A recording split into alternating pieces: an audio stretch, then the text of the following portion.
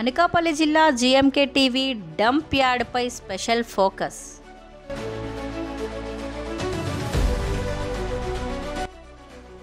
చెత్త కదలదు, కంపు వదలదు. డంపింగ్ యార్డ్ తరలింపునకు కలగని మోక్షం. 15 ఏళ్లుగా జీవీఎంసీ కార్యాలయంలోనే చెత్తను డంప్ చేస్తున్న పరిస్థితి.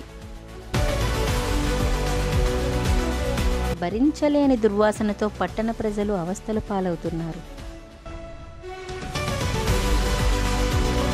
జిల్లా కేంద్రమైన అనకాపల్లి పట్టణ నడిబొడ్డున జీవీఎంసీ జోనల్ కార్యాలయంలో ఉన్న డంపింగ్ యార్డ్ మోక్షం లభించడం లేదు. సుమారు 15 ఏళ్లుగా జీవీఎంసీ జోనల్ కార్యాలయ ఆవరణలోనే యార్డు కొనసాగుతుంది. భరించలేని దుర్వాసన వెదజల్లడంతో పట్టణ ప్రజలు అవస్థలు పడుతున్నారు. దీని తరలింపునకు ప్రజా సంఘాలు ఎన్ని ఉద్యమాలు చేసినా ఫలితం లేకపోతుంది. పట్టణంలోని శారదానగర్లో ఉన్న డంపింగ్ యార్డ్ను తొలగించాలని అక్కడి నివాసస్తులు గతంలో ఆందోళన చేపట్టారు. పట్టణంలో ఉత్పత్తి అయిన చెత్తను శారదానగర్లో జీవీఎంసీ స్థలంలో ఉన్న యార్డుకు తరలించకుండా చర్యలు చేపట్టారు.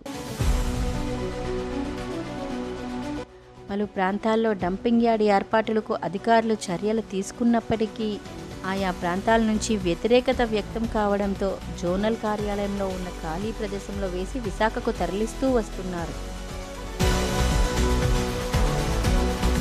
అంటే అప్పటి నుంచి ఈ ప్రాంతంలో నివాసం ఉంటున్న ప్రజలతో విభిన్న ప్రతిభావంతులు, సంక్షేమ సంఘం వ్యవస్థాపకులు పాత్రపల్లి వీరు యాదవ్ గారు అనేక సార్లు ఆందోళన చేపట్టినా ప్రయోజనం లేకపోయింది.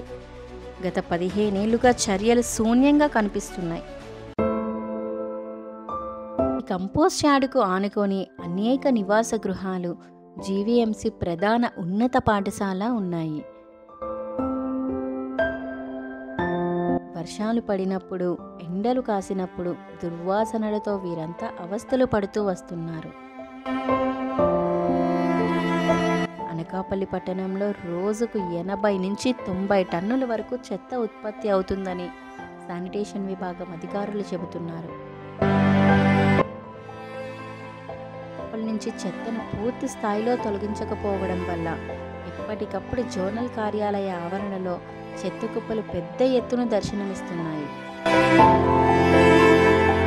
అయితే అధికారులు ఈ డంపింగ్ యార్డ్ను పట్టణానికి దూరంగా ఎంత త్వరగా తరలించి తమ సమస్యలు పరిష్కరిస్తారోనని ఈ ప్రాంత వాసులు ఎదురుచూస్తున్నారు. ఎందుకంటే అనేక రకమైనటువంటి ఈ డంపింగ్ యార్డ్ వల్ల అనేక రోగాలకి గురవుతూ అనారోగ్యాల పాలవుతున్నారు. కాలం వెల్లదీస్తున్న పరిస్థితి. ఇప్పటికైనా అధికారులను వేగంగా స్పందించి ప్రజల ఆరోగ్యాలని దృష్టిలో పెట్టుకొని యార్డును వేగంగా తరలించాలని పట్టణ ప్రజలు అలాగే వివిధ సంఘాల నాయకులు డిమాండ్ చేస్తున్నారు.